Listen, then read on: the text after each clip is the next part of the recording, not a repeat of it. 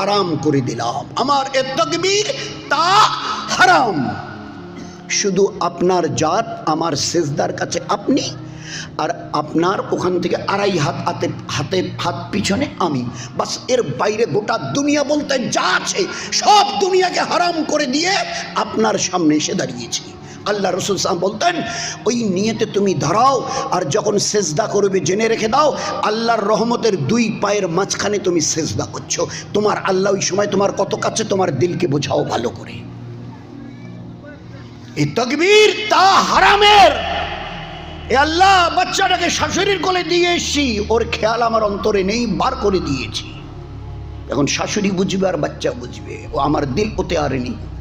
এ আল্লাহ, দোকান থেকে বেরিয়ে এসছি আপনি আর আমি, বাস গোটা দুনিয়া।